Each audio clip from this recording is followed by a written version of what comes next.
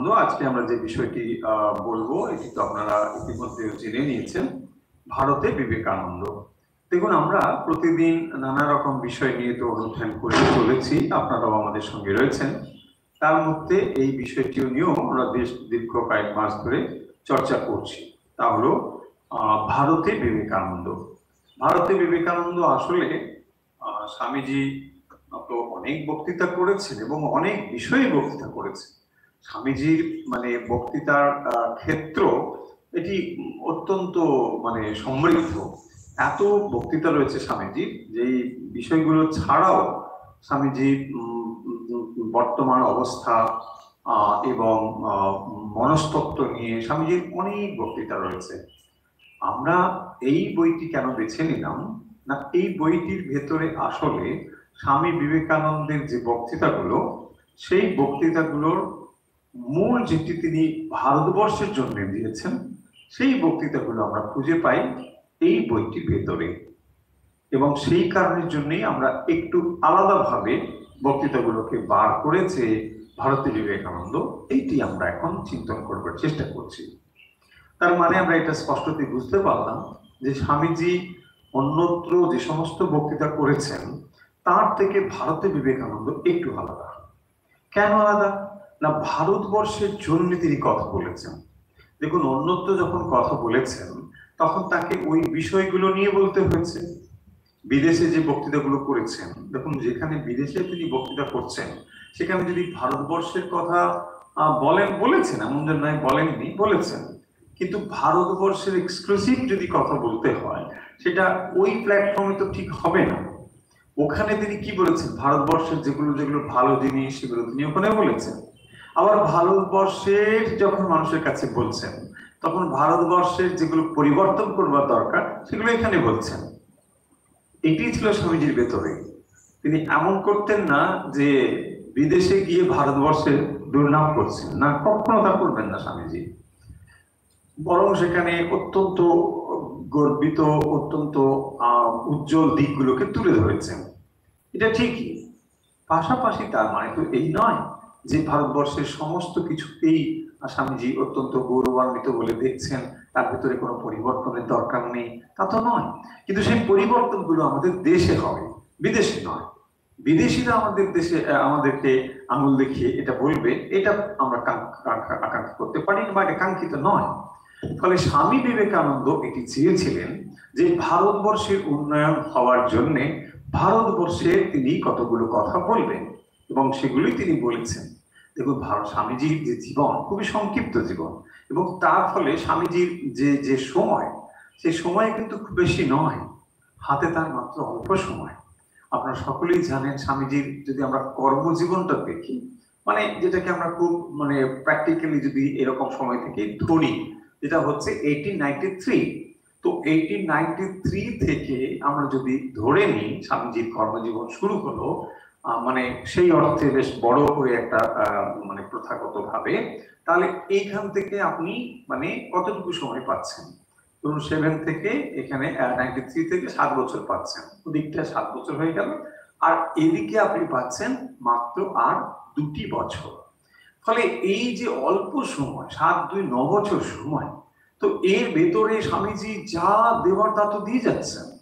দেখুন, স্বামীজি ওয়ার্ল্ড প্ল্যাটফর্মটা পাচ্ছেন মাত্র ওই সময়ে 93-তে, তো তারপরে তার হাতে অল্প সময়। এই সময়ের ভেতরে স্বামীজি যে দিক নির্দেশ করে যাচ্ছেন বা ভবিষ্যৎ ভারতবর্ষের প্রতি তার যে যে যে চিন্তা, যে যে ভবিষ্যৎ ভাবনা, এগুলোকে তিনি দিয়ে যেতে চাইছেন ভবিষ্যৎ প্রজন্মের কাছে।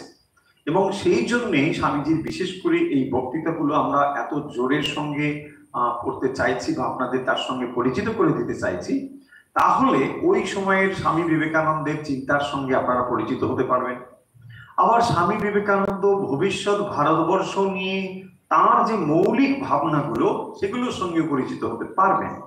অর্থাৎ ভারতবর্ষের উন্নয়নের জন্য স্বামী বিবেকানন্দ কিভাবে চিন্তা ভাবনা করতেন, কিভাবে তিনি ভাবতেন, তার যে মৌলিকতা রয়েছে তার চিন্তার ভেতরে, সেগুলোর সঙ্গে কিন্তু আপনি পরিচিত হতে পারবেন যদি এই বক্তৃতাগুলো আপনি শোনেন।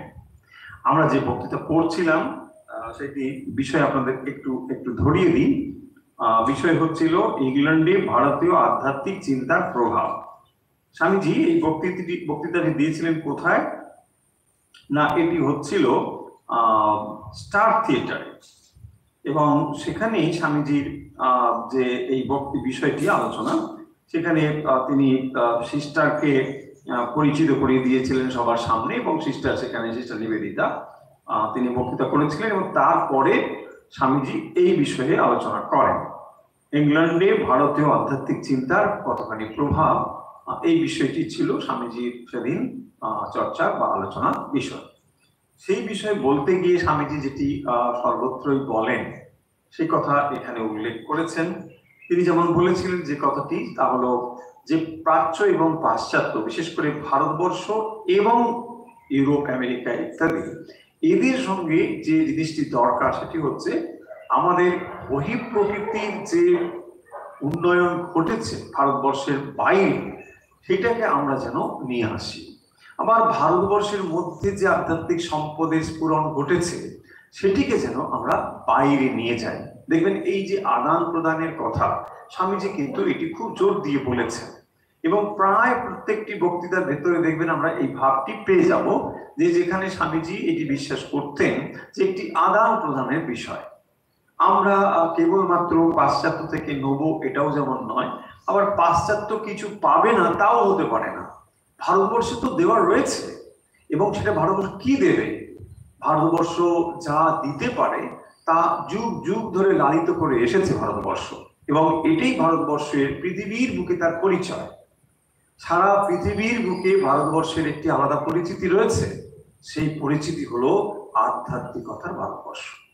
স্বামীজি এইটিকে তুলে ধরছেন যে ভারতবর্ষ একদিন আচার্য হবে, ভারতবর্ষ একদিন সারা পৃথিবীর বুকে গুরু হবে। কিসের গুরু হবে? আধ্যাত্মিকতার গুরু। এবং সেই আধ্যাত্মিকতা সে পেয়েছে কোথায়? সেই বেদ উপনিষদ যুগ থেকে। সেই আধ্যাত্মিকতাকে সে লালন করেছে, পালন করেছে, তাকে প্রসারিত করেছে।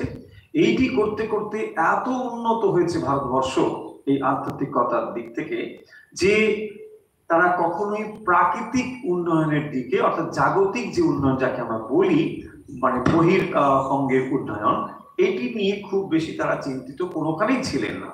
এবং সেই কারণের জন্য তাদের উন্নয়ন যে খুব একটা ওই বিষয়ে হয়েছে, অর্থাৎ যাকে আমরা এক কথায় বলি মেটালিস্টিক ডেভেলপমেন্ট।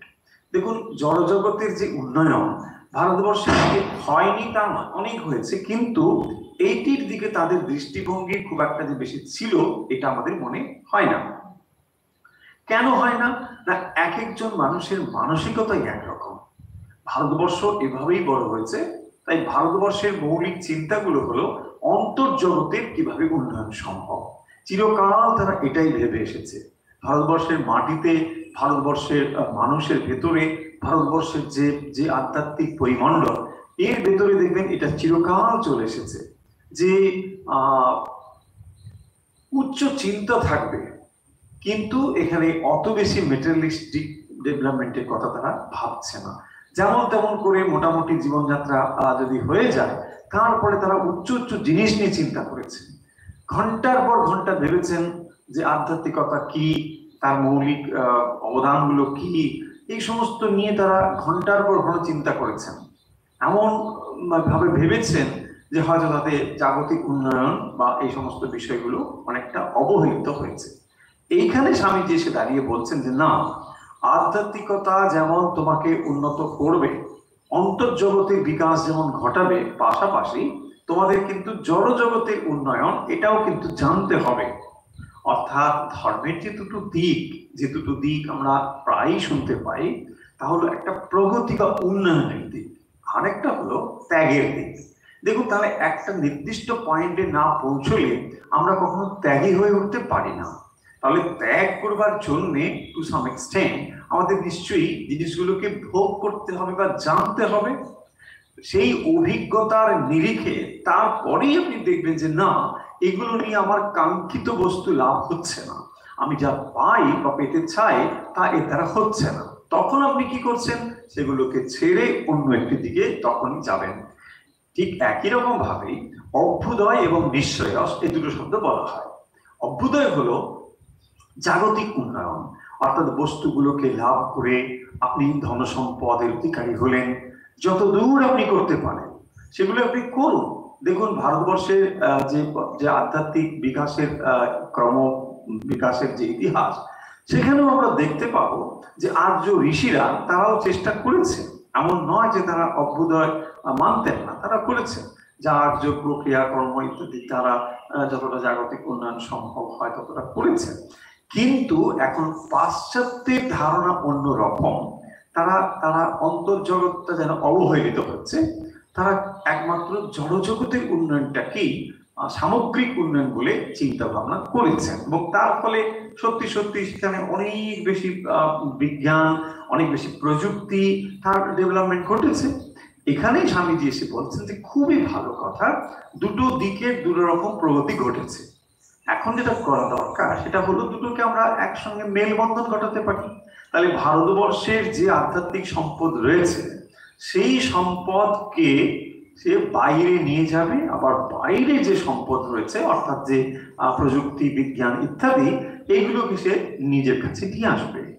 এই জায়গাটি স্বামীজি বলছেন যে এটা কখনো আমরা চাই এইভাবে হবে না, বা বহির্বিশ্ব ভারতবর্ষের কাছে এটা চায় এরকম ভাবে হবে না। কিভাবে হবে? বন্ধুত্বের ভাবে হবে। সেই জন্য স্বামীজি দেখবেন শব্দটি ব্যবহার করেছেন যে পারস্পরিক আমরা কখনোই কারোর কাছে ভিক্ষা চাই এই ব্যাপারটাতে হবে না। আমিও কিছু করতে পারি, তবেই দেখবেন আপনার একটা মর্যাদার জায়গা হবে। তা না হলে আপনি সবসময় দুর্বল হয়ে থাকবেন যে আমরা কিছু চাই, আমাদের কিছু দাও না, আমারও কিছু রয়েছে। সো যখন দেখবেন আমরা আমরা আগে বার্টার সিস্টেম ছিল, বিনিময় প্রথা ছিল, তো তখন কি করতাম? আমরা কিছু দিতাম, পাশাপাশি আমরা নিতাম। আপনার চাল নেই, আপনি অন্য কিছু দিলে তো চাল নিয়ে এলেন। বাজারে এটাই হতো, আগে বার্টার সিস্টেম এভাবে ছিল। ঠিক একই রকম ভাবে আপনাকে কিছু দিয়ে তারপর কিছু নিতে হবে। তো তার মানে আপনি কি দেবেন? আপনি ধর্ম আধ্যাত্মিকতা এগুলো দিন, ভারতবর্ষে এগুলো সম্পদ, এইগুলোকে দিয়ে পাশাপাশি আপনি প্রযুক্তিগুলোকে নিয়ে আসতে পারেন। এই যে সামগ্রিক উন্নয়ন, এই কথাই কিন্তু স্বামীজির চিন্তা ভাবনার মধ্যে ধরা পড়েছে। ফলে স্বামীজি এইটি যেটা বলতে চেয়েছেন যে ইংল্যান্ডে ভারতীয় আধ্যাত্মিক চিন্তার প্রভাব যে পড়েছে, কতখানি পড়েছে এইভাবেই, অর্থাৎ পাশ্চাত্যে যে জিনিসটি রয়েছে তার দ্বারা ভারতবর্ষ সমৃদ্ধ হবে, আবার ভারতবর্ষের যে আধ্যাত্মিক সম্পদ রয়েছে সেটি মানে পাশ্চাত্যে যাবে, তাদেরও আধ্যাত্মিক উন্নয়ন হবে। এইটি কিন্তু হবে, অর্থাৎ যার মধ্যে যেটা রয়েছে সেটা পারস্পরিক বিনিময়ের দ্বারা আমরা অনেক বেশি উন্নত হয়ে উঠতে পারব।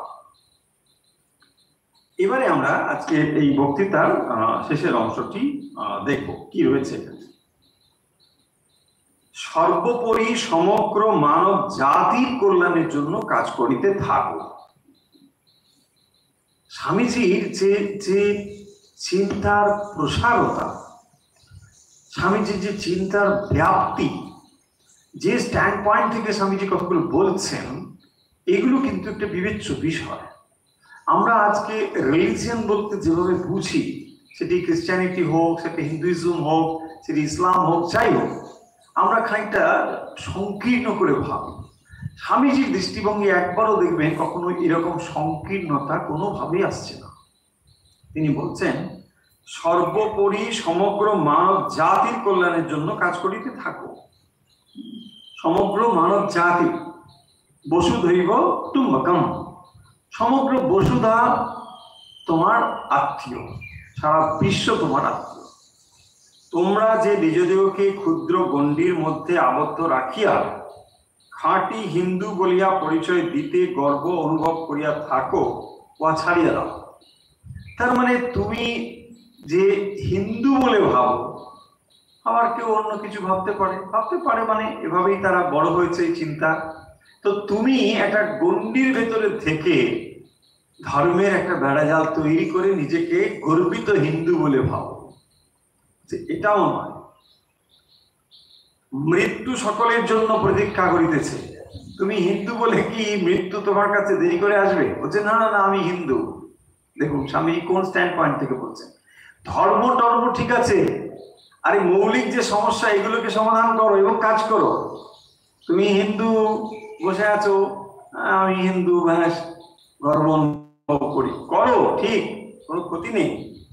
মৃত্যু সকলের জন্য প্রতীক্ষা করিতেছে, আর এই অতি বিস্ময়কর ঐতিহাসিক সত্যটি বিশেষ রূপে লক্ষ্য করিও যে পৃথিবীর সকল জাতিকে ভারতীয় সাহিত্যে নিবদ্ধ সনাতন সত্যসমূহ শিক্ষা করিবার জন্য ভারতবর্ষের পদতলে ধৈর্যের সহিত বসিতে হইবে।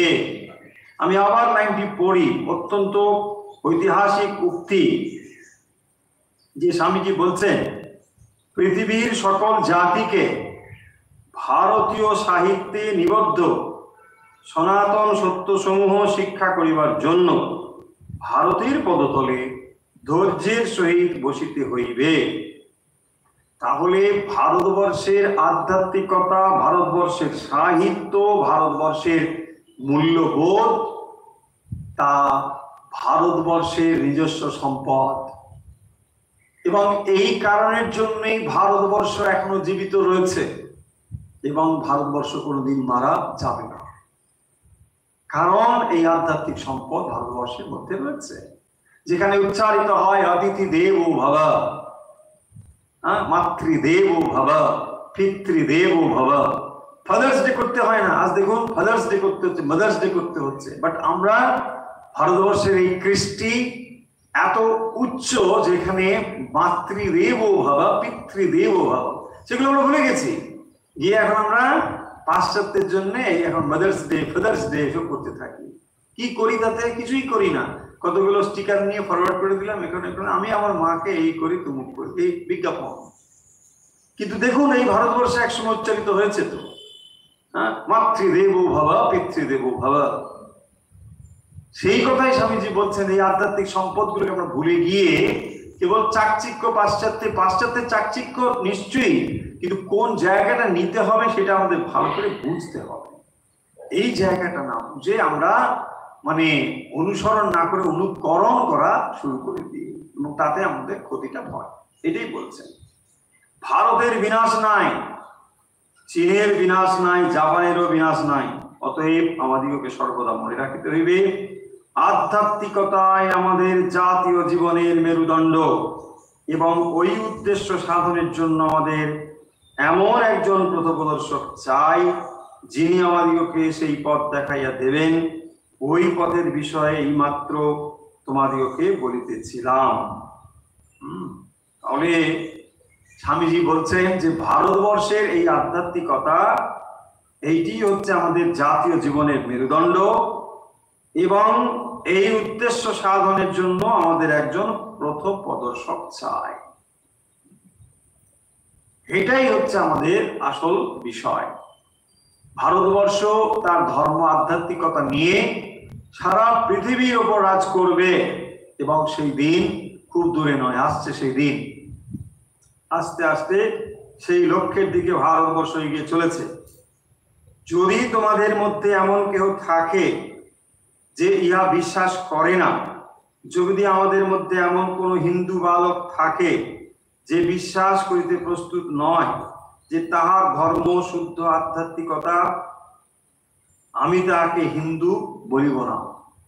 দেখুন স্বামীজি এত জোর দিয়ে কথাগুলো বলছেন যে যদি এমন কেউ থাকে যে এটাকে বিশ্বাস করে না, যদি আমাদের মধ্যে এমন কোন হিন্দু বালক থাকে যে বিশ্বাস করিতে প্রস্তুত নয় তার ধর্ম শুদ্ধ আধ্যাত্মিকতা, আমি তাকে হিন্দু বলবো না। আমার মনে পড়িতেছে কাশ্মীরের কোন পল্লী গ্রামে জনৈক বৃদ্ধা মুসলমান মহিলার সহিত কথা প্রসঙ্গে মৃদুস্বরে জিজ্ঞাসা করিয়াছিলাম, আপনি কোন ধর্মাবলম্বী? তিনি তাহার নিজ ভাষায় সতেজে উত্তর দিলেন, ঈশ্বরকে ধন্যবাদ, তাহার দয়ায় আমি মুসলমানি। তারপর একজন হিন্দুকে প্রশ্ন করাতে তিনি সাদাসিধা ভাষায় বলেছিলেন, আমি হিন্দু। কি বলতে চাইছেন স্বামীজি? বলতে চাইছেন যে হিন্দু অথবা মুসলমান অথবা অন্য কোনো ধর্মের মানুষ যেই যাই হোক না কেন, আপনি আপনার ধর্ম ফলো করুন, তাতে কোনো সমস্যা নেই। কিন্তু আমরা যেন এই সংকীর্ণতার ভেতরে না থাকি। আমরা দেখবেন এই করতে করতে একটা সংকীর্ণ দল করে ফেলেছি আমরা। একটা হিন্দু, মুসলমান, বৌদ্ধ, খ্রিস্টান, এগুলো কি? এগুলো হচ্ছে একটা পথ, অথচ আমরা সেটা ভুলে গিয়ে একটা দল করে ফেলেছি। আমরা এই দল ওই দলের দিকে তাকাবো না, ওই দলের সঙ্গে আমাদের গোলমাল কেন? মানেটা কি?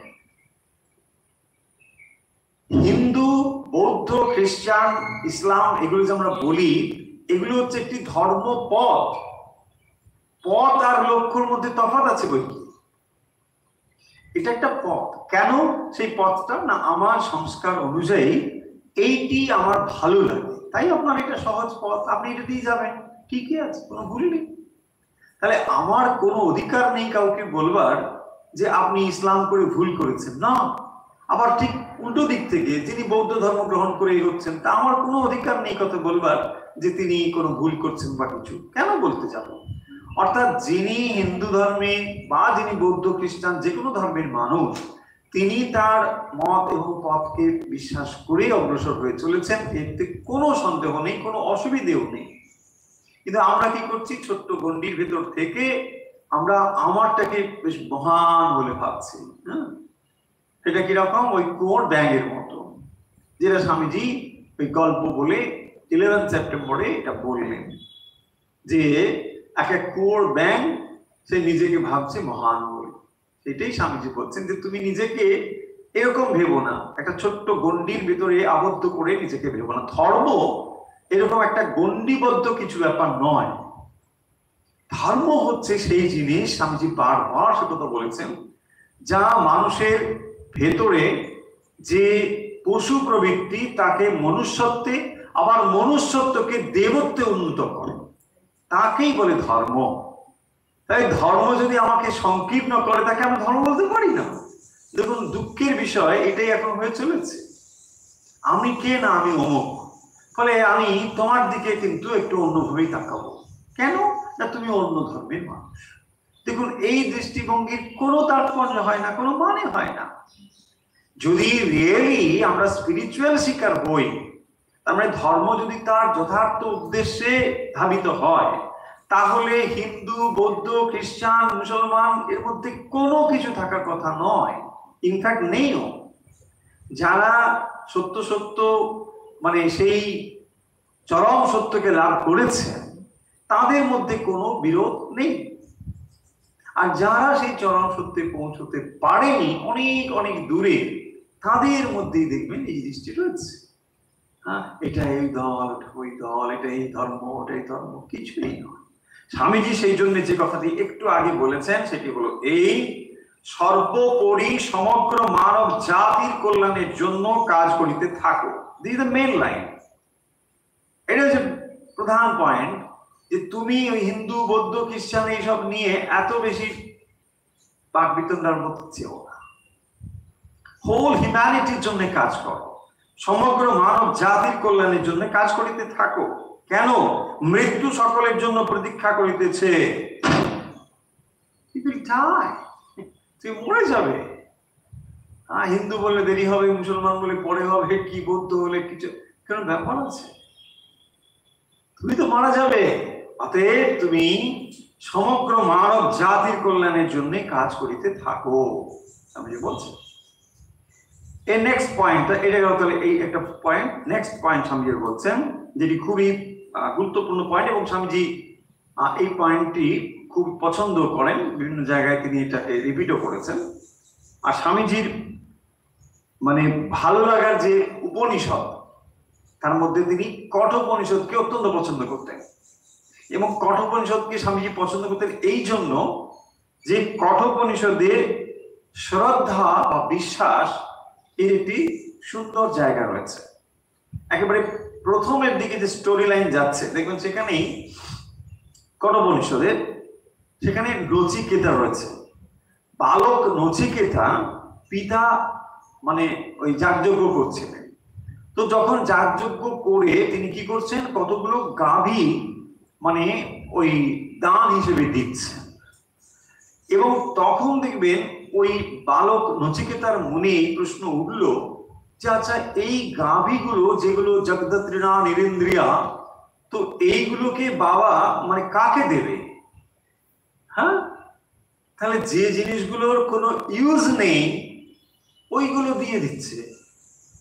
এই পয়েন্টটা ওই বালক অবস্থায় তার মনে এলো কেন? আসতে তো সাধারণত পারে না, নর্মালি না, ও বাবা কি করছে, বালকের কি আছে। সেই জন্য ওখানে একটা লাইন আছে, মন্ত্র আছে, শ্রদ্ধা আবিবেশ, শ্রদ্ধা আবিবেশ, তার ভিতরে শ্রদ্ধা এসে যুক্ত হলো। তো যখনই তার মধ্যে শ্রদ্ধা যুক্ত হলো, তখনই দেখুন তার চিন্তার ভিতরেও পরিবর্তনটা হয়ে গেল। শ্রদ্ধাযুক্ত রূপে আপনি যে কোনো জিনিসকে দেখবেন, সেটা আরেক রকম দৃষ্টিভঙ্গি তৈরি হবে। শ্রদ্ধা, বিশ্বাস, এই শব্দগুলো সবই পর্যায় শব্দ, এক শব্দ। তো সব মানে বিশ্বাস এবং শ্রদ্ধা ওই বালক নচিকেতার ভিতরে আসবার ফলে, তো তখনই তিনি বাবাকে বলছেন, আচ্ছা বাবা, তুমি এই যে গাভীগুলো দিচ্ছ, এটা তো তোমার ঠিক হচ্ছে না, তুমি বরং কি বলো, আমাকে তুমি কাকে দেবে? তুমি এই পরপর পরপর সব দিয়ে যাচ্ছ, বিশ্বজিৎ যজ্ঞ করছেন, সব দিয়ে দিচ্ছেন তিনি। তার মানে যে খারাপ গাভীগুলো দিচ্ছেন, তার মানে ভালো ভালো গাভীগুলো পুত্রের জন্য রেখে দিয়েছেন। অনেক তো গাভী ছিল, গেল কোথায়? তাই না? দেখুন আমাদের যে চালাকি বুদ্ধিটা, সেই চালাকি বুদ্ধি তখনও কাজ করছে। পুত্রের জন্যে, প্রিয়জনের জন্য ভালো ভালোগুলো রেখে দিয়ে তারপরে ব্রাহ্মণকে দান করো। দানই তো করছি না, তো তার জন্য আর ভালো কিছু দিয়ে কি লাভ আছে, তাই না? পুরো খই গোবিন্দায়, খই উড়ে যাচ্ছে, তো তখন কি করবে না, একটু মন্ত্র বলে দাও, গোবিন্দ বলে গোবিন্দকে দিচ্ছে, আরে ও পুড়ে তো যাচ্ছে। সো এটা আমাদের মেন্টালিটি, তাই না? মানসিকতাটা এটা। তো এই যে মানসিকতার বাইরে গিয়ে সৎ পবিত্র চিন্তা, এটা কি করে হলো? সেইটি হচ্ছে শ্রদ্ধা আবিবেশ। শ্রদ্ধাযুক্ত হয়ে যখন কোনো একটা জিনিসকে আপনি দেখছেন, তখন তার রিয়েল জিনিসটা আপনি ধরা পড়বে আপনার দৃষ্টিতে বা চোখে, তা নাহলে ধরা পড়বে না। তা নাহলে তো সবাই যদি বাবা যা করছে ঠিক আছে, আর যদি বুঝিও বা টুক করে থাকো, তাই না? যদি ওরকম ছেলে হয়, সরল প্রকৃতির নয়, সে কি করবে? আর ঠিক আছে, বাচ্চা বুঝিয়ে দিল, হ্যাঁ বাবা ঠিক আছে, বাচ্চা কিছু করবে না। দুষ্ট প্রকৃতির যদি হয়, সে যদি ওই অবস্থাতেই, বালক অবস্থাতেই দুষ্টুমিটা শিখে ফেলে, ভাবুন তাহলে সে কি করবে? না বাবা যা করছে করছে, ঠিক আছে, আরে তোমাদের তো ভালো হবে, বলছে হ্যাঁ আমাদের ভালো হবে, ব্যাস। কিন্তু সে দেখছে তা নয়, দেখুন তার বাবাকে কি সেই প্রশ্ন করছে যে বাবা, তুমি যেটা কাজটা করছো, এটা তোমার বংশের সঙ্গে যায় না। তোমার পিতা কত মহান ছিলেন, এবং শুধু তাই নয়, তুমি যে বংশে, এই বংশে আরো কত মহান ঋষিরা ছিলেন এবং ভবিষ্যতে আসবেন, তো তার সঙ্গে তুমি এই যে কাজটা করছো, এটা কোনোভাবেই যায় না। কিন্তু তবুও বাবা সে কথা শুনলেন না। এ তখন বলছেন, বাবার তো ওইভাবে তিনি করতে পারবেন না। বলছেন, বাবা তাহলে তুমি আমার কাকে দিচ্ছ? না ঠিক আছে, তোমার জমের কাছে দাও। বারবার রিপিটেডলি বলার ফলে তিনি বললেন জমের কাছে, এবং উনি ওটাকে ধরলেন যে না তাহলে ঠিক আছে, বলেছেন জমের নিশ্চয়ই কিছু প্রয়োজন আছে, অথবা বাবা যখন বলেছেন এটা সত্য রাখতে হবে বলে তিনি চললেন। এই যে স্টোরি কঠোপনিষদে স্বামী বলছেন, এখানে কঠোপনিষদের এই মহাবাক্যটি মনে পড়িতেছে, শ্রদ্ধা বা অপূর্ব বিশ্বাস। নচিকেতার জীবনে শ্রদ্ধার একটি সুন্দর দৃষ্টান্ত দেখিতে পাওয়া যায়। নচিকেতার জীবনে শ্রদ্ধার একটা সুন্দর দৃষ্টান্ত দেখতে পাওয়া যায়। এই শ্রদ্ধা বা যথার্থ বিশ্বাস প্রচার করাই আমার জীবন ব্রত। দেখুন স্বামীজি বলছেন যে এই শ্রদ্ধা বা বিশ্বাস, যথার্থ বিশ্বাস, এইটা প্রচার করাই আমার জীবন ব্রত। আমি তোমাদিগকে আবার বলিতেছি যে এই বিশ্বাস সমগ্র মানব জাতির জীবনে এবং সকল ধর্মের একটি প্রধান অঙ্গ, এই বিশ্বাস। এবং সেই বিশ্বাসটি কি? প্রথমত নিজের প্রতি বিশ্বাস সম্পন্ন হও, এইটি হচ্ছে প্রথম। বলছেন নিজের প্রতি বিশ্বাস সম্পন্ন হও। তাহলে দেখবেন দুটো জিনিস বলা হয়, একটিকে বলা হয় ঈশ্বরে বিশ্বাস, আর একটি হলো নিজের উপর বিশ্বাস। এইটিকে স্বামীজি জোর দিয়েছেন নিজের ওপর বিশ্বাসের ওপরে। আসলে নিজের উপর বিশ্বাস না এলে ঈশ্বরে বিশ্বাস সম্ভব নয়। তার মানে দেখুন, যেটা আপনি ফিল করছেন, যেটা আপনি দেখছেন, তার উপরে যদি আপনার বিশ্বাস না হয়, যেটা আপনি দেখছেন না, যেটা আপনার কাছে আননোন, তার উপরে বিলিভ হবে কি করে, বিশ্বাস হবে কি করে?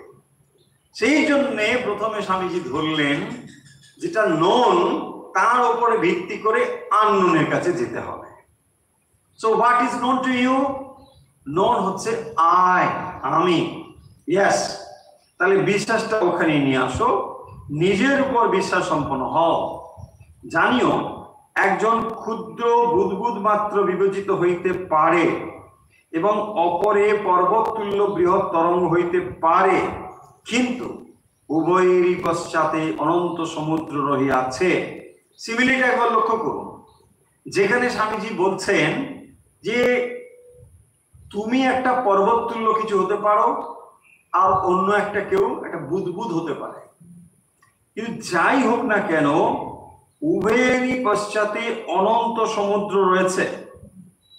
মানে একটা সমুদ্রে ধরুন বিশাল একটা ঢেউ আর ছোট্ট একটা বুদবুদ, উভয়ই সমুদ্র থেকে জাত, তরঙ্গ থেকে জাত।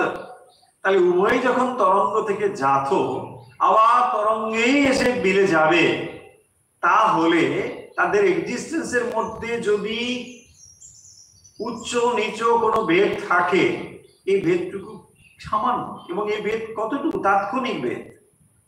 সেই জন্যে স্বামীজি বলছেন যে এই বিশ্বাসটা তোমার ভেতরে তৈরি করো এবং জেনো যে সেই অনন্ত অসীম চৈতন্য সমুদ্র থেকে তুমি এবং আমি উদ্ভূত হয়েছি, এবং ওই অনন্ত অসীম তরঙ্গে আমরা উভয়ই মিলিত হয়ে যাব। এই যদি আমাদের পরিণতি হয়, তাহলে তুমি নিজের উপর এই বিশ্বাস রেখে কাজ করতে থাকো, অহংকৃত হইও না। দেখুন, এই বিশ্বাস যদি আপনার ভেতরে আপনার পরতে পরতে প্রবেশ করতে পারে, তাহলে অন্তত আর যাই হোক আপনি আপনি আপনি স্থূল যেভাবে অহংকৃত হন, সেই স্থূল অহংকার থেকে মুক্ত হয়ে যাবে। সূক্ষ্ম সূক্ষ্ম অহংকারের নিশ্চয়ই অনেক ক্ষেত্র রয়েছে, কিন্তু গ্রস, ভেরি গ্রস আমরা যে অহংকৃত হয়ে পড়ি, সেই অহংকার থেকে আপনি মুক্ত হতে পারবেন। কারণ যতই ভেদ থাকুক না কেন, মানে উভয়ের মধ্যে আপনি তারতম্য অনেক রয়েছে। কি না, এটা এই, ওটা ওই, এটা একটা ছোট বুদবুদ, এটা অনেক বড় পর্বত সদৃশ্য বুদবুদ, এটা একটা সামান্য প্রাণী, এটা একটা বৃহৎ বিরাট প্রাণী, তিনি হচ্ছেন মহান একজন ব্যক্তি, ইনি সামান্য। এই যে এত তফাৎ, এত পার্থক্য রয়েছে, কিন্তু তার মূলে যেটা রয়েছে সেটা হলো যে সবই কিন্তু সেই চৈতন্য থেকে উদ্ভূত, একই চৈতন্য। অতএব সকলেরই আশা আছে, সকলের জন্য মুক্তির দ্বার উন্মুক্ত, সকলেই শীঘ্র বা বিলম্বে মায়ার বন্ধন হইতে মুক্ত হইবে। তো স্বামীজি বলছেন এখানে, অতএব সকলেই যখন সেই অনন্ত সমুদ্র থেকে উদ্ভূত হয়েছে, তখন সকলেই সেই অনন্ত সমুদ্রে একদিন মিলিত হবে এবং তাকেই মুক্তি, মায়ার বন্ধন থেকে মুক্ত হবে। ইহাই আমাদের প্রথম কর্তব্য। তাহলে প্রথম কর্তব্য কি? আত্মবিশ্বাস সম্পন্ন হওয়া। সেই বিশ্বাস হচ্ছে কি? নিজের প্রতি বিশ্বাস। ঠিক, এই বিশ্বাসের ভিত্তি কি? না, সেই চৈতন্য সর্বত্র রয়েছে এবং সেই চৈতন্য আপনার ভেতরে রয়েছে। তাহলে এই বিশ্ব ব্রহ্মাণ্ডের যিনি অনন্ত চৈতন্য, সেই অনন্ত চৈতন্য যেমন সমস্ত কিছুর মধ্যে বিরাজ করছে, একটি বুদবুদের মধ্যেও এবং একটি পর্বত প্রমাণ একটি তরঙ্গের ভিতরেও যেমন তারতম্য থাকলেও আসলে কিন্তু সেটি সেই তরঙ্গ, জল তরঙ্গ, ঠিক একই রকম ভাবে মানুষের মধ্যে বা অন্য জীব, অন্য মধ্যে অনেক পার্থক্য তফাৎ থাকলেও আসলে কিন্তু সেই চৈতন্য জাত। অনন্ত আশা হইতে অনন্ত আকাঙ্ক্ষা ও চেষ্টার উৎপত্তি হয়। যদি সেই বিশ্বাস আমাদের ভেতরে আবির্ভূত হয়, তবে উহা আমাদের জাতীয় জীবনে ব্যাস ও অর্জুনের যুগ লইয়া আসিবে, যে যুগে সমগ্র মানব জাতির কল্যাণকর উচ্চ মতবাদ সমূহ প্রচারিত হইয়াছিল। আজকাল আমরা অন্তর্দৃষ্টি ও আধ্যাত্মিক চিন্তায় অনেক পিছনে পড়িয়া গিয়াছি, কিন্তু এখনো ভারতে যথেষ্ট আধ্যাত্মিকতা আছে, এত অধিক আছে যে আধ্যাত্মিক মহত্বই ভারতকে জগতের বর্তমান জাতি সময়ের মধ্যে শ্রেষ্ঠ জাতি করিয়াছে। যদি জাতীয় ঐক্য আশার উপর বিশ্বাস স্থাপন করা যায়, তবে সেই গৌরবময় দিনগুলি আমাদের আবার ফিরিয়া আসবে, আর উহা তোমাদের উপরে নির্ভর করিতেছে বলে স্বামীজি এই কথা বলছেন। যে প্রথম যে পয়েন্টটি তিনি বলছেন সেটি হচ্ছে আত্মবিশ্বাসী হও, নিজের উপরে বিশ্বাস সম্পন্ন হও যে তুমি এই জ্ঞান লাভ করতে পারবে, তোমার ভেতরে সেই চৈতন্য রয়েছেন, এই বিশ্বাসে তুমি দৃঢ় হও। এবং তারপরে স্বামীজি যেটি বলছেন, এই যে ব্যাস এবং অর্জুনের যুগ লইয়া আসিবে, অর্থাৎ এই তত্ত্বে যদি আমরা প্রতিষ্ঠিত হতে পারি, তাহলে আমাদের ব্যক্তি জীবন, আমাদের সমাজ জীবন, রাষ্ট্র জীবন অনেকভাবে যে পরিবর্তিত হয়ে যাবে এ বিষয়ে কোনো সন্দেহ নেই।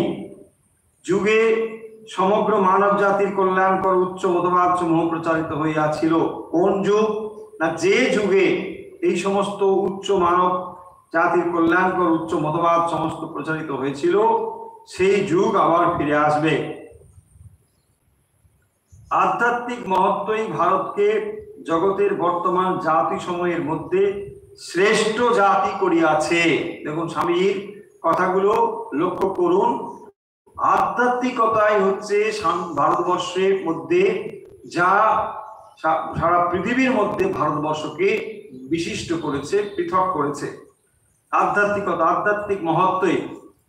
এরপরে স্বামীজি বলছেন, বঙ্গীয় যুবকগণ, তোমরা ধনী ও বড় লোকের মুখ চাইয়া থাকো না। দরিদ্রেরাই পৃথিবীতে চিরকাল মহৎ ও বিরাট কার্যসমূহ সাধন করিয়াছে। এটিও একটি স্বামীজির বিখ্যাত উক্তি, যে ভারতবর্ষের যখন তিনি কথা বলেছেন তখন তো ভারতবর্ষের জন্য বলেছেন, বিশেষ করে যখন তিনি বাংলায় কথা বলছেন, মানে বঙ্গদেশে, তখন তিনি বঙ্গীয় যুবকদের কাছে প্রত্যাশা করছেন যে তোমরা ধনী বড়লোক তারা বেশি এখানে এগিয়ে আসবে, তাদের মুখ চেয়ে থাকতে হবে, এটা নয়। কারণ চিরকালই বলছেন যেখানে দরিদ্ররাই এই জিনিসটি অধিক পরিমাণে করেছে, অর্থাৎ যা কিছু তৈরি হয়েছে, যা কিছু মহান চিন্তা দেখবেন তা এই দরিদ্র জায়গা থেকেই উঠে এসেছে।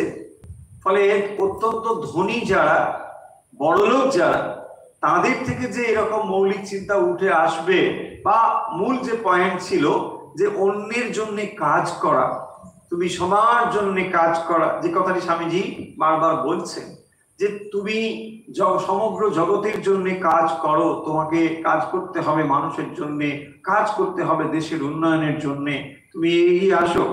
এই যে সমগ্র মানব জাতির জন্য নিজেকে তৈরি করা, কর্ম করবার জন্য প্রস্তুত হওয়া, মানব কল্যাণের জন্য বলছেন, এখানে মানে দরিদ্ররাই অগ্রগণ্য, তারাই বরং আগে এগিয়ে এসেছে। হে দরিদ্র বঙ্গবাসীগণ, এবারে স্বামীজি অ্যাড্রেস করছেন একেবারে দরিদ্র বঙ্গবাসীগণ, ওঠো, তোমরা সব করিতে পারো, আর তোমাদিওকে সব করিতেই হইবে। যদিও তোমরা দরিদ্র, তথাপি অনেকে তোমাদের দৃষ্টান্ত অনুসরণ করিবে। দৃঢ়চিত্ত হও, সর্বোপরি পবিত্র ও সম্পূর্ণ অকপট হও। বিশ্বাস করো যে তোমাদের ভবিষ্যৎ অতি গৌরবময়। স্বামীজি অত্যন্ত আশাপূর্ণ ভাবে, অত্যন্ত ইন্সপায়ারিং ভাবে এই কথাগুলো বলছে। এই কথাগুলোর ভিতরে অত্যন্ত ইন্সপিরেশন রয়েছে, কি যে তোমরা সব করতে পারো, তোমাকে করতেই হবে। স্বামীজি বলছেন, you can do anything and everything, সবই তুমি করতে পারো। স্বামীজি তুলনা করে বলছেন যে একটি ব্রিটিশ ছেলে, সে জন্ম থেকেই এইভাবে বড় হয় যে সে সব করতে পারে, কারণ সে ব্রিটিশ। অতএব সে পৃথিবীর যে কোনো কিছু তার কাছে অসম্ভব বলে কিছু নেই, এইভাবে সে বড় হয়। আর ভারতবর্ষের শিশু কি বড় হয়, আমি কিছুই পারি না, আমার দ্বারা কিছু হবে। এইটিকে স্বামীজি উল্টো করে বলছেন যে না, তুমি সমস্ত কিছু করতে পারো। এই আত্মবিশ্বাস তোমার ভিতরে যদি থাকে, তাহলে দেখবে যে কি বড় একটা কাজ হতে পারে।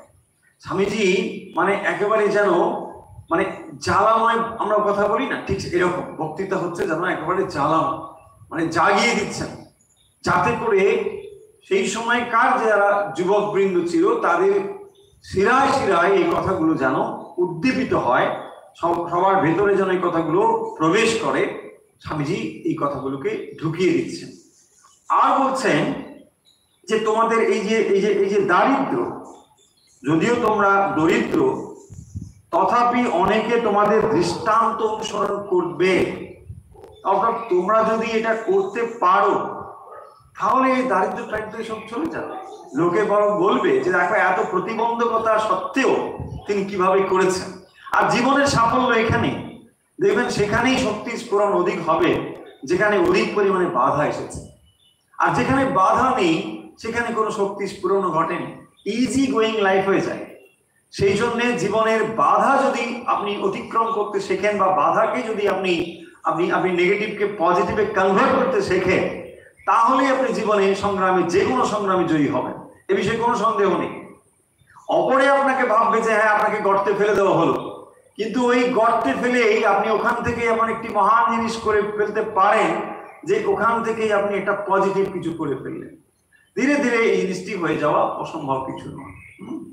ফলে এই নেগেটিভকে যদি পজিটিভে কনভার্ট করতে পারেন এবং তাকে নিজের ফেভারে কাজ করতে পারেন, এবং যে এটা করতে পেরেছে তিনি জগতে মহান হয়েছে।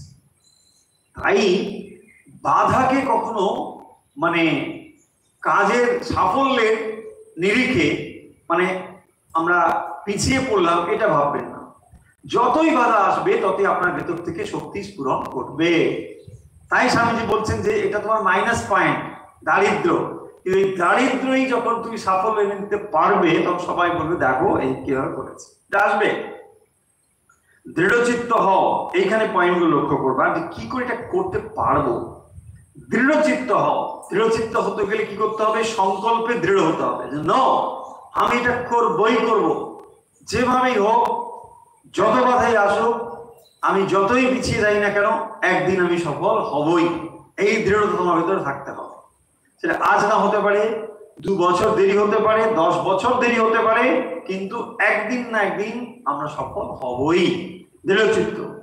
আর কি বলছেন? সর্বোপরি পবিত্র, সম্পূর্ণ অকপট। এইগুলো হচ্ছে খুবই মূল্যবান কথা।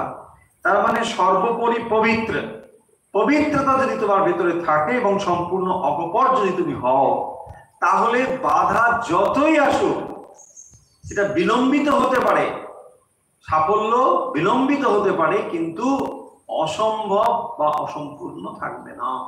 সফল তুমি হবেই হবে যদি পবিত্র এবং অকপট হও। বিশ্বাস করো যে তোমাদের ভবিষ্যৎ অতি গৌরবময়। স্বামীজি সমগ্র বঙ্গবাসীর জন্য বলছেন, বিশেষ করে যুবকদের জন্য বলছেন যে তোমরা যদি অকপট হও, দৃঢ়চিত্ত হও এবং পবিত্র হও, কায় মনোবাক্যে পবিত্র, যা তুমি হতে চাইছো, যা তুমি করতে চাইছো, তোমার মন সেই দিকে যেন দৃঢ় থাকে, স্থির থাকে, এবং তুমি তোমার লক্ষ্যে অকপট হও। মুখে একরকম বাইরে একরকম, তাহলে হবে না।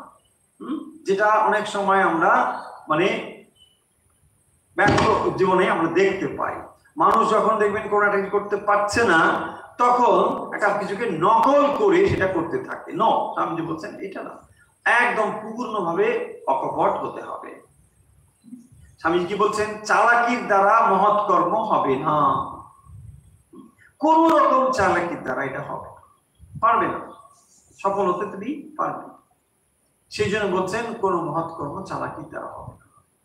তুমি কোন মানুষকে তখনই ঠকিয়ে ফেলতে পারো, কিন্তু সব মানুষকে সব কালের জন্য সখী করতে পারবে না।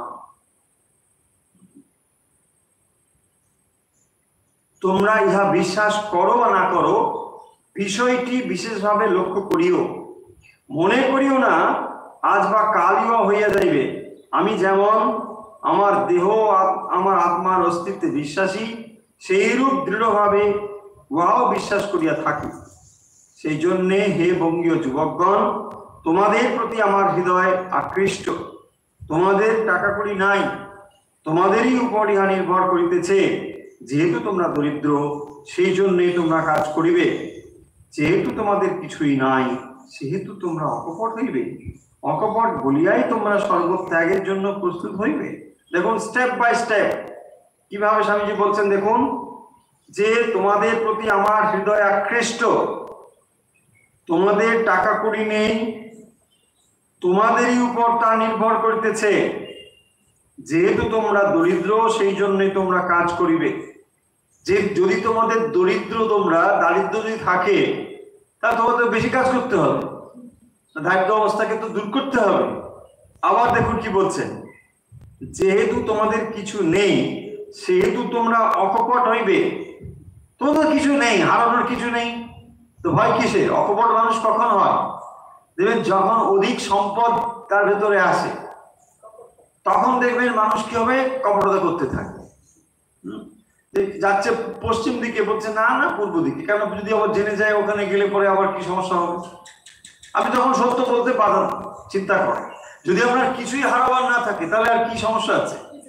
আপনার কোনো সম্পদই নেই, বিপদও নেই। দেখুন কিভাবে ভিসার সাইকেলের মতো জিনিসটি চলতে থাকে। প্রথম আমরা ভাবি যে সম্পদ আহরণ করলেই আমরা সুরক্ষিত থাকবো, তাহলে সুরক্ষার জন্য সম্পদ আহরণ করি। আবার সম্পদের প্রাচুর্য এমন তৈরি হয় তার জন্যই আবার সুরক্ষা বলয়ের দরকার হয়, তাই না? বুঝলেন না, না অনেক টাকা পয়সা তাহলে একটা কিছু রাখো, নাইট গার্ড বসাও, দেখুন তাহলে অর্থের জন্য আপনি সুরক্ষিত বা অর্থ উন্নয়ন করছেন, অর্থই আবার আপনার নিরাপত্তার জন্য লোক দরকার হচ্ছে।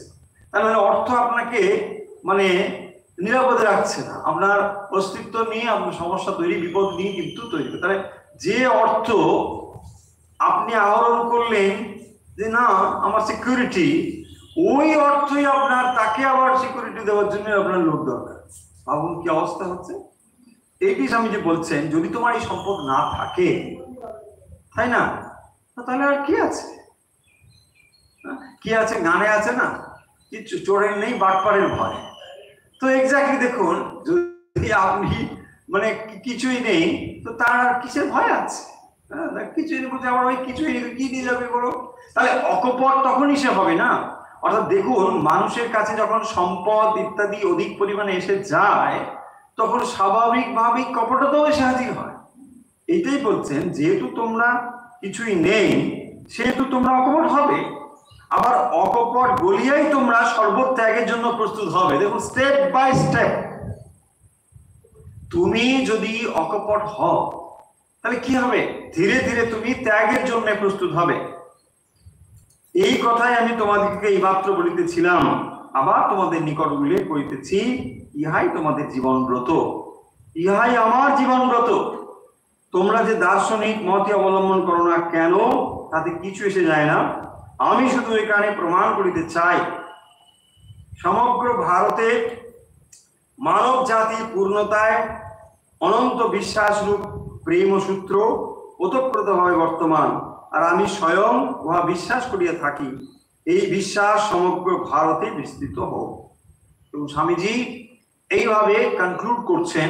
তাহলে আমরা এই বিষয়টিকে খুব সংক্ষেপে সমাপ্ত করে নিই। আজকে যে অংশগুলো আমরা পড়লাম সেখানে দেখতে পেলাম স্বামীজি যেটা বিশ্বাস করেন যে ভারতবর্ষের যে আধ্যাত্মিক সম্পদ, সেই আধ্যাত্মিক সম্পদ পাশ্চাত্যে যে বহির্বিজ্ঞানের উন্নয়ন, এই দুটোর মধ্যে একটা সুন্দর সুসামঞ্জস্য তৈরি করা। এবং সেটা কি করে হবে না, বন্ধুত্বের দিক থেকে হবে। কেউ কাউকে সাহায্য চাইবে এটা নয়, সাহায্য চাওয়া মানে তাহলে আপনি মর্যাদাহীন হয়ে যাবেন না, কেউ মর্যাদাহীন হবে না। স্বামীজি বলছেন স্বগৌরবে স্বমহিমায় দুটো দুটো দুটো সমাজ, দুটো দেশ, দুটো জাতি উন্নত হয়ে চলেছে, প্রাচ্য এবং পাশ্চাত্য বিশেষ করে।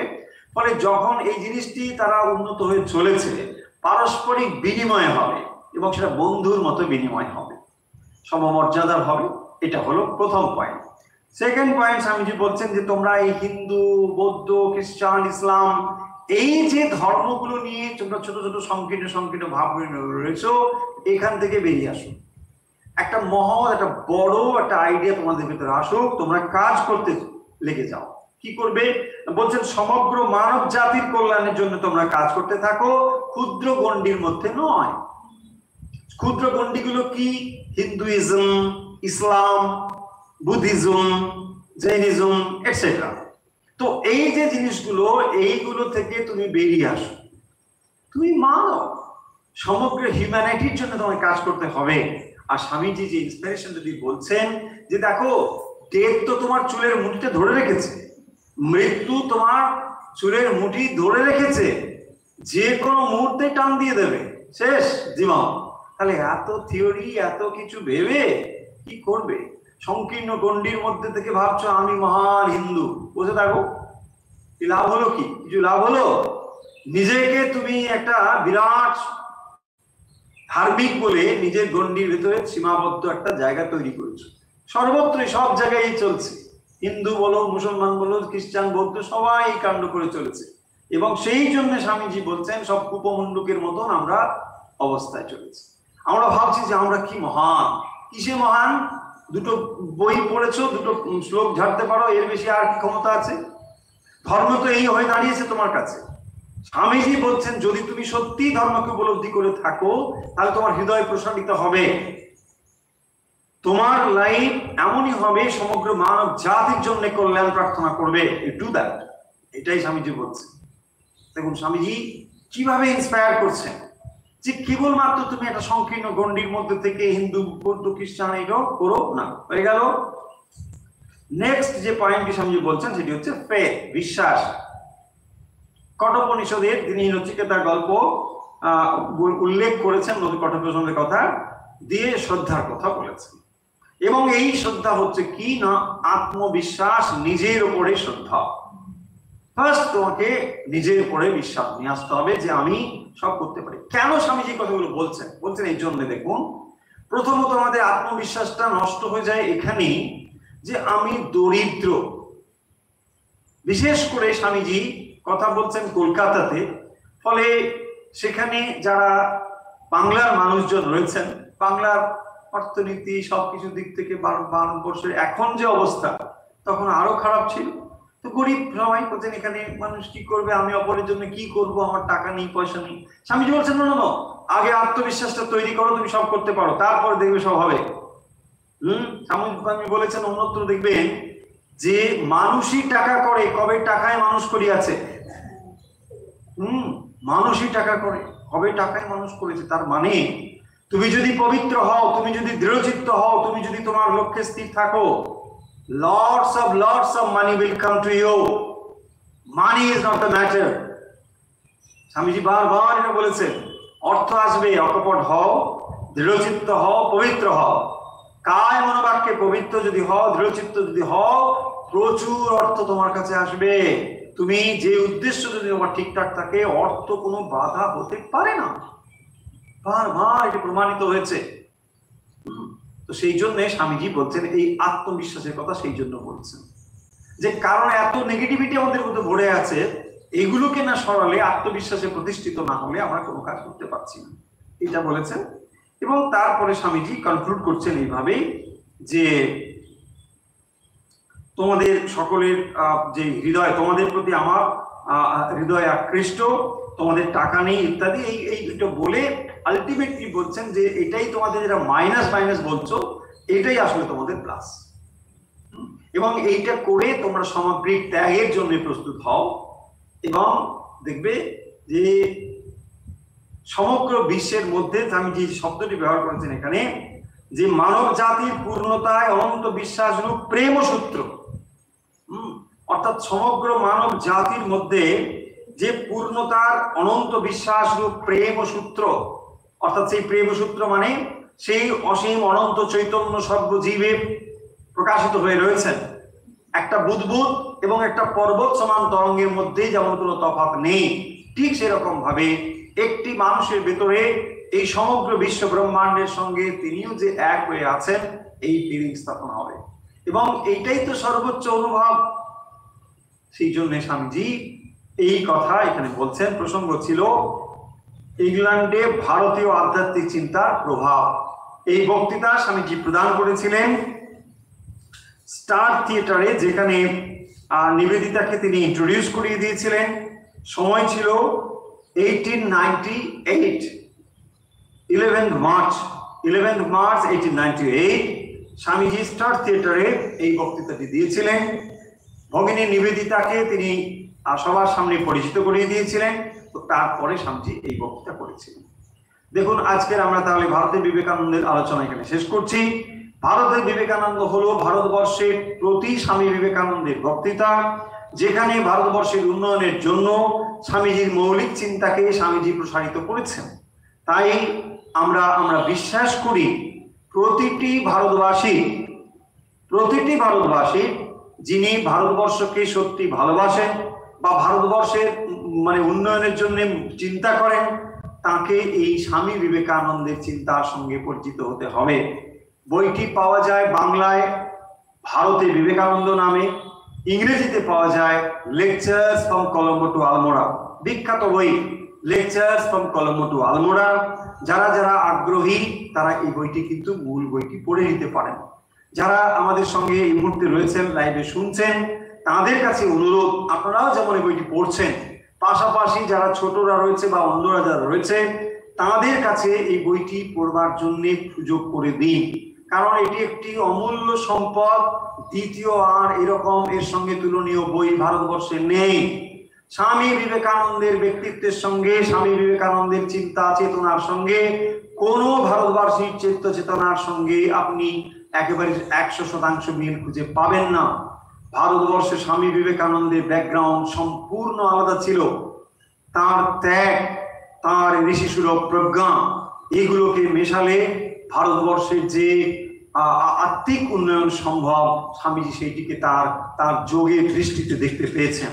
এবং স্বামীজি সেই জন্য বারবার বলছেন ভারতবর্ষ এত বড় হবে যে অতীতের ভারতবর্ষের যে গৌরব সমস্ত ম্লান হয়ে যাবে। আমরা সেই দিকে তাকিয়ে আছি। সমস্ত ভারতবাসী যেমন স্বামী বিবেকানন্দের ভাবনায় উদ্বুদ্ধ হয়ে তারা যেমন সেই রকম করে ভাবতে জানেন বা ভাবতে শেখেন, আমরা বিশ্বাস করি ভবিষ্যতের ভারতবর্ষ এত বড় হবে, সারা পৃথিবীকে ভারতবর্ষ পথ দেখাবে। আসুন এই